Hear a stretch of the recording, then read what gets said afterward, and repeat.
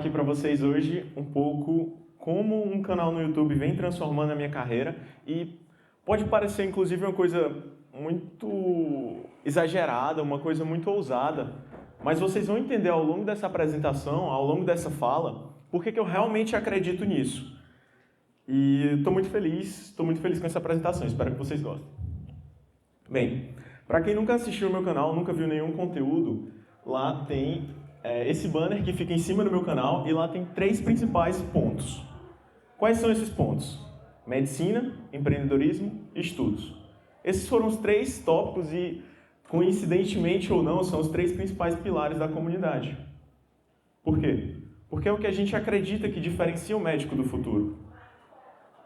E é o que eu gosto de falar no meu canal. E aí o Aldo falou, poxa, mas qual desses 3 tópicos eu vou ter que falar? Mas o que tu vai falar nessa tua apresentação? E eu passei um bom tempo me perguntando, por que não dar uma misturada em tudo? Porque a minha trajetória, a minha carreira, como ele vem transformando a minha carreira, envolve isso tudo. Em 2017, eu passei no vestibular, tem um vídeo sobre isso, foi uma saga, né? Quase um parto para passar no vestibular, mas deu certo, no fim das contas. Enfim, tem um vídeo inteiro sobre isso. E eu passei para medicina na Universidade Federal, uma coisa que eu queria fazer medicina porque eu gostava de ciência da natureza. Eu não queria ser médico, eu gostava de ciência da natureza, eu gostava de estudar biologia. Eu gostava de química. Eu era monitor de química, dava aula de química, eu gostava. E esse foi um engano, né? Não tem nada a ver com medicina. Mas em 2017 eu entrei no curso, entrei na faculdade de medicina e tem alguns colegas meus aqui também, eles devem se lembrar um pouco. Nessa época eu olhava para um lado, olhava para o outro e me frustrei com os primeiros períodos, me frustrei com as primeiras aulas, não gostei de jeito nenhum do curso, na verdade. Pensei em largar, conversei com o Dr. Auros, né? Conversei com o Dr. Auros, que desde então tem sido um cara que abriu todas as portas que eu sempre pedi para ele, sempre esteve disposto a ouvir todas as minhas loucuras, tudo que eu falei. E em 2018 eu decidi começar a explorar outras coisas, porque já que eu não conseguia me encontrar no curso de medicina, eu tinha que me encontrar em alguma outra coisa. Um dos meus maiores medos, uma das maiores coisas que eu tinha medo nessa época, e até hoje de um certo modo, era de não ser bom em nada. Era de não conseguir me encontrar em coisa nenhuma. E aí, em 2018, eu tive a oportunidade de participar de um programa do MIT, que chama MIT Global Startup Labs, é um programa de empreendedorismo em países emergentes e tal. E foram instrutores que vieram dos Estados Unidos para dar esses cursos, né? Não só um curso, era um programa imersivo, que a gente passava um bom tempo lá.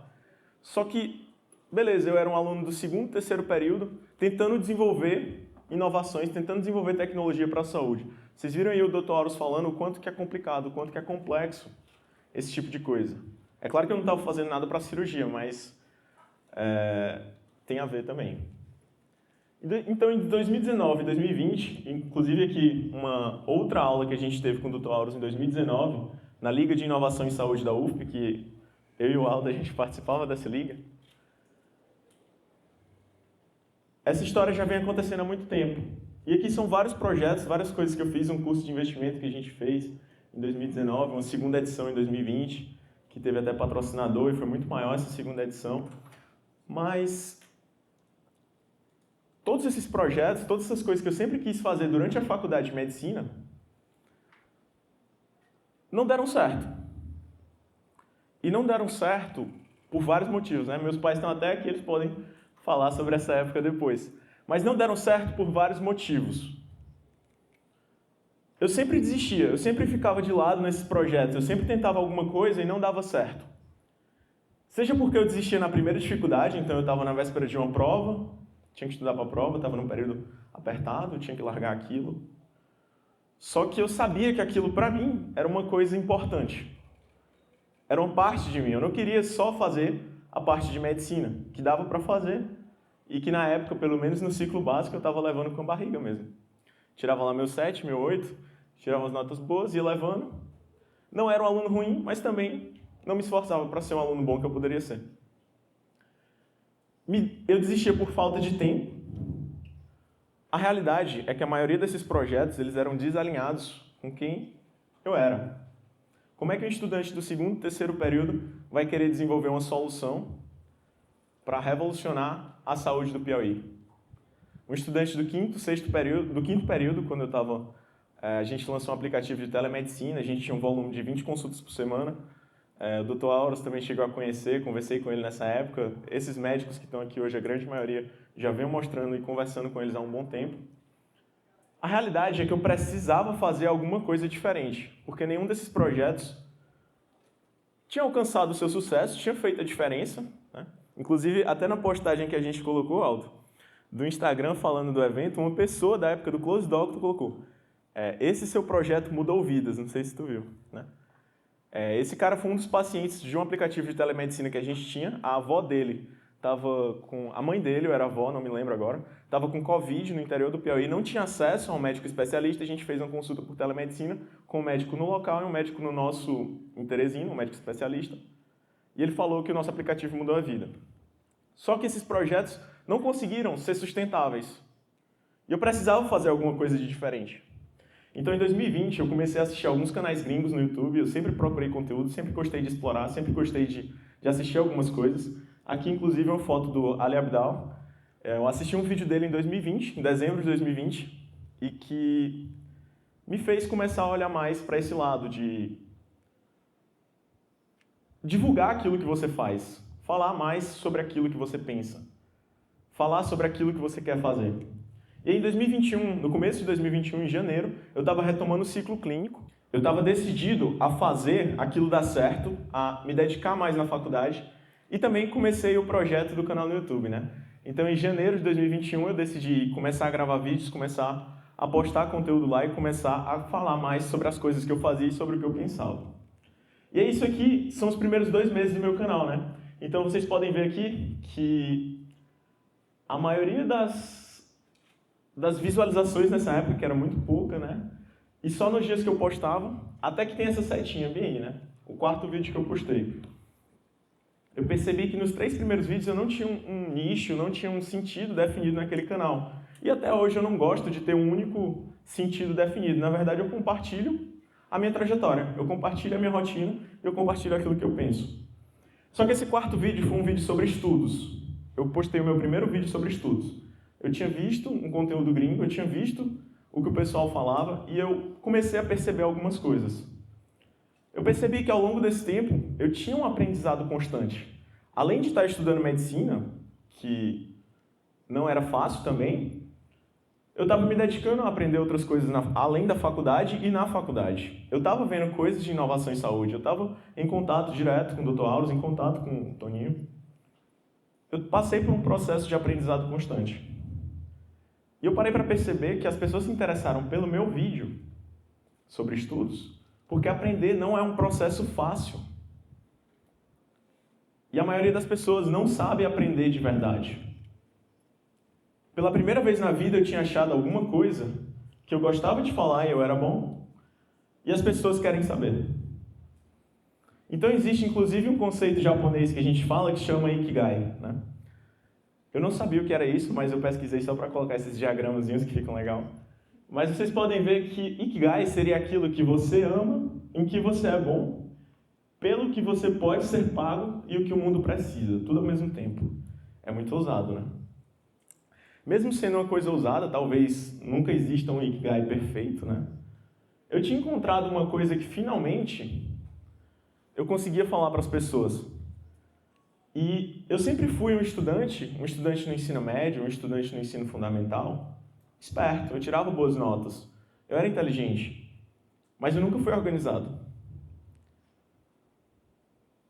E eu parei para pensar, consumindo esses conteúdos, né, ao longo de todo esse tempo, eu sempre estava lendo outras coisas, estudando outras coisas no YouTube, principalmente conteúdo estrangeiro. Eu percebi que as pessoas que eram espertas, porém não organizadas, como eu era, no caso, não se destacam tanto quanto as pessoas normais, porém organizadas. E eu percebi que eu podia fazer muito mais e eu poderia explorar isso de uma forma diferente. Eu poderia me aprofundar nessas coisas e começar a falar com as pessoas via YouTube, via comunidade, sobre isso. Isso aqui é uma foto de uma sala de aula e é uma coisa até que eu quero pedir para vocês aqui durante o evento. Façam as conexões de vocês, façam as interações, perguntem, porque a gente nasce, a gente entra na escola com 1 ano e meio, 2 anos, hoje em dia acho que 6 meses de idade a pessoa já está entrando na escola. E dos 2 aos 18 anos a gente passa a maior parte do tempo na escola. Só que ninguém fala pra gente como é que se deve aprender. Ninguém ensina a aprender. Ninguém vai te ensinar nunca a estudar. Ninguém vai tirar 20 minutos do tempo para dizer, cara, é assim que se aprende com qualidade. É assim que se aprende de uma forma eficiente. E eu percebi que eu tirava boas notas, que eu tirei boas notas a minha vida toda, e que eu tinha uma nota boa no Enem, que eu tirava notas boas no pré-vestibular, enfim, que eu tirei boas notas a vida toda, apesar do meu método de estudo, e não por causa dele. E também eu parei para pensar, qual é o maior diferencial possível que uma pessoa pode ter? O que é aquela habilidade, aquela coisa que a gente tem que nos torna insubstituíveis? Conseguir aprender a aprender é o maior diferencial de todos.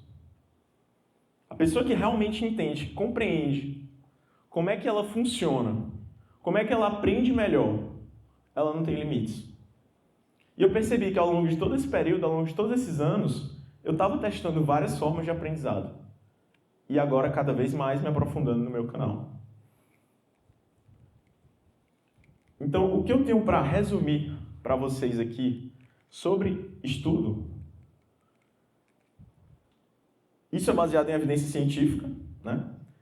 É que 90% das técnicas que a gente mais utiliza, como ficar lendo e relendo, marcando textos, sublinhando, utilizar imagens para decorar as coisas, tem baixíssima evidência científica e uma eficiência baixa. Eu não estou dizendo que todo mundo vai se dar mal com essas técnicas. Eu estou dizendo que estudos científicos, meta-análises que foram feitas, envolvendo vários estudos, a maioria das pessoas não se dão bem com essas técnicas. Elas têm uma eficácia inferior. Há técnicas como o teste prático, a prática distribuída, repetição espaçada e outras estratégias de estudo que a gente pode utilizar. Eu não acho que você tem que utilizar essas estratégias de estudo ativo o tempo todo, toda hora. Não. Mas você tem que saber que elas existem e saber explorar elas. Eu não vou me aprofundar sobre isso porque tem mais de 30 vídeos no YouTube falando só sobre isso. A realidade é que muitas pessoas, inclusive, dizem, né? Acontece, já vi gente falando. Poxa, eu não gosto de responder questões, eu não gosto de ficar me testando, não gosto de fazer o meu resumo fazendo perguntas. A realidade é que o nosso cérebro ele foi adaptado para economizar energia. E sempre que a gente for fazer uma técnica mais trabalhosa e mais eficiente, a gente não vai querer fazer. Ela é mais difícil. As técnicas ativas elas são mais trabalhosas. E a realidade é que eu comecei a aplicar na minha vida e na minha rotina, ao mesmo tempo que eu gravava vídeos sobre aquilo, essas 3 principais coisas. Destaque do dia, sempre, todos os dias, eu listo as tarefas que eu tenho para fazer num dia. Eu faço isso escrito à mão mesmo, na maioria dos dias. Coloco uma atividade que é o destaque do dia, ou seja, aquela única atividade que se eu fizer ela, tá bom. Meu dia foi preenchido. É a coisa mais importante daquele dia. Num dia pode ser estudar, no outro pode ser ir à academia, no outro pode ser ir a uma festa. Também comecei a utilizar estratégias de estudo ativo, mesmo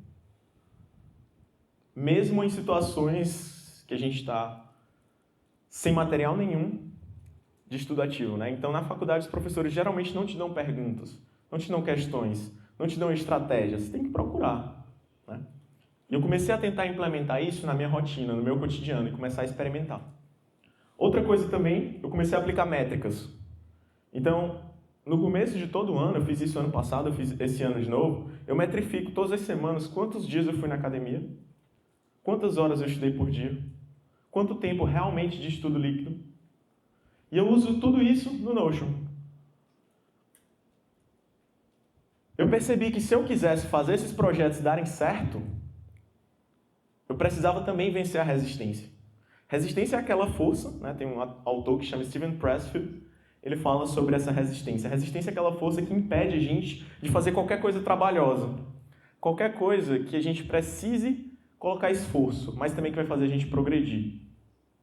E eu parei para pensar, às vezes o que separa a gente de fazer as coisas darem certo é a resistência. E como é que a gente pode vencer ela, né? Em resumo, tem uma estratégia que eu gosto, que é quase que você enganar o seu cérebro, que se chama, eu vou fazer só o primeiro parágrafo. Então, toda vez que você tem um artigo, ou que você tem um vídeo para gravar, um roteiro, uma coisa muito grande para fazer, você coloca na sua cabeça, eu vou fazer aquilo só por 5 minutos.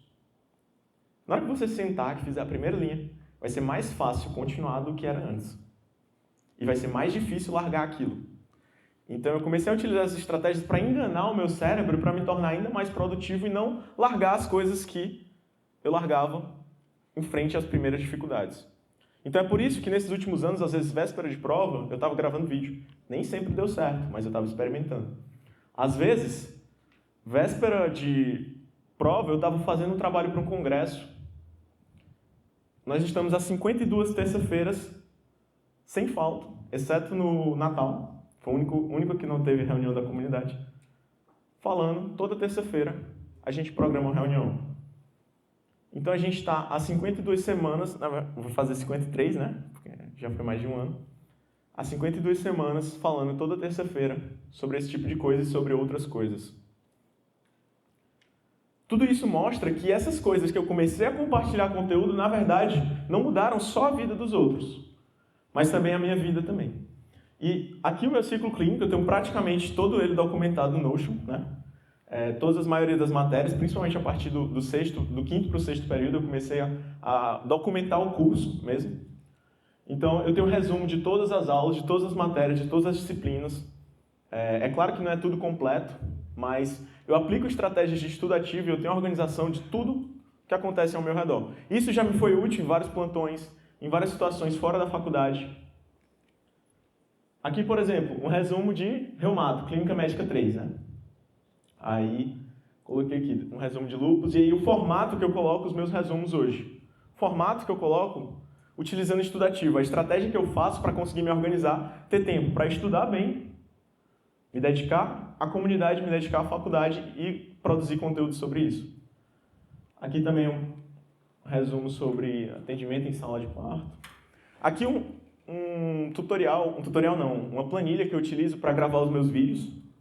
Além dessa planilha que eu utilizo, né, então os vídeos que estão em fase de ideia, em progresso, em roteiro e publicado. Aqui no Notion, quando você clica, você pode abrir cada um desses materiais e se aprofundar. Eu tenho também um Google Drive, né? Esse não é o único Drive que eu uso no canal. Antes eu estava usando o Drive da UFP, só que lotou. E aí eu voltei a utilizar o meu Drive, né? Então vocês podem ver aqui, ó, que do vídeo 42 foi para o 67. Né? Mas eu tenho um arquivo para cada um dos vídeos, todos os vídeos têm roteiros às vezes com 8, 10 páginas, ideias de thumb, fotos para thumb, gravações dos vídeos, então tudo está documentado aqui dentro do meu Google Drive. Por que não falar também da comunidade, né? Então, para a gente vencer essa resistência, para a gente vencer essa dificuldade, uma estratégia que a gente utilizou foi de colocar um canal de estudos, né? Então, o pessoal entra no canal de estudos, pega o seu celular, que ao invés de ficar mexendo no celular, você liga a sua câmera e ele começa a contar o seu tempo lá estudando. Além de que todo mundo entra lá, né? Às vezes acabou de acordar, sei lá o quê, tá sem camisa lá, o Aldo aparece de vez em quando. E aí, todo mundo está estudando junto lá, com a câmera aberta.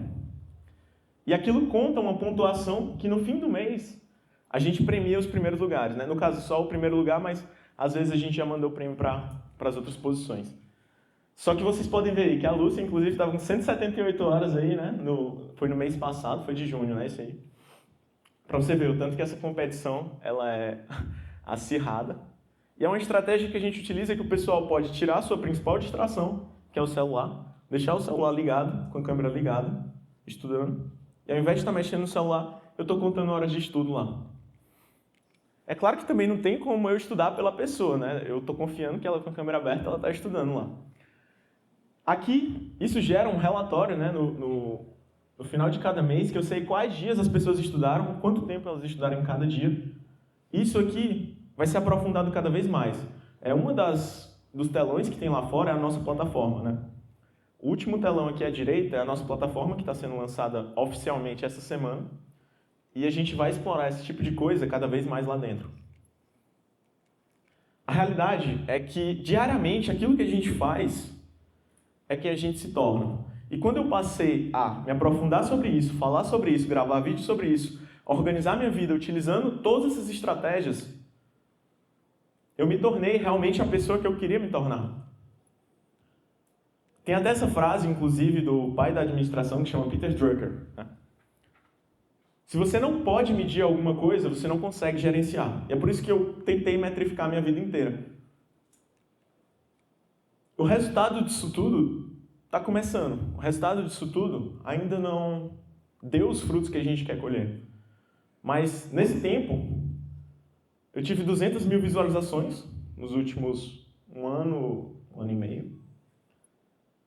20 mil pessoas assistem ao meu canal por mês. O canal foi monetizado. Tem 5 mil e alguma coisa inscritos. E a cada 24 horas, mais de 1.000 pessoas assistem ao meu canal. Beleza. Isso são métricas de vaidade, são métricas do ego. Não é isso que vocês têm que se empreender. Não é isso. É que, em 77 semanas, eu postei 72 vídeos. Isso porque tiveram semanas que eu estava com Covid, eu tive dengue, teve Réveillon, Natal, férias, estava viajando. Mas em 77 semanas eu postei 72 vídeos. Véspera de prova, às vezes indo fazer uma prova e ajeitando um vídeo. Às vezes pedindo para o editor entregar, eu troquei 6 vezes de editor nesse período e passei a editar, e editei mais de 30 vídeos meus também. A realidade é que pela primeira vez na vida eu tinha tido consistência. E, na verdade, aquilo que a gente faz na vida, a nossa sorte, ela não está... A sorte existe. Mas ela não está atrelada só ao acaso. Uma das palavras que a gente fala na comunidade se chama serendipidade, que são conexões fortuitas que acontecem ao acaso quando você está em ambientes propícios, como esse. E a sorte, na verdade, ela é feita quando a gente toma mais ação, faz mais coisas, conhece mais pessoas, vai a mais eventos, escreve sobre o nosso trabalho, produz coisas e publica, consegue feedback e coloca mais conteúdo e mais coisas no mundo. Então é assim que a nossa superfície de sorte aumenta. Na realidade, em todo esse processo, a gente vem conquistando uma tribo de pessoas, uma comunidade de pessoas alinhadas com aquilo que a gente pensa, com aquilo que eu faço na minha vida. Pessoas que se identificam e começam a seguir, começaram a baixar o Notion, começaram a utilizar o template da comunidade do Notion, começaram a tentar implementar esse tipo de coisa na sua vida. E isso é muito maior do que qualquer número do canal. A realidade é que isso vale também para a sua carreira.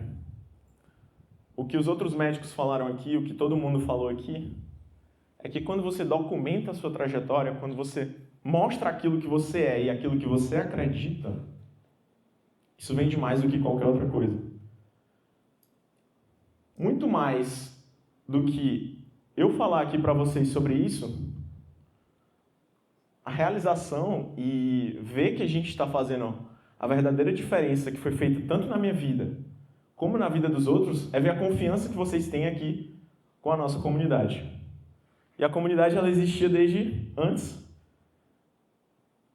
No começo, só eu e o Aldo, e agora conta com mais de 100 pessoas de todo o Brasil que estão se identificando com aquilo que eu falo no meu canal e com aquilo que a gente fala no Instagram e com aquele tipo de conteúdo que a gente publica e com aquele tipo de vida que a gente vive.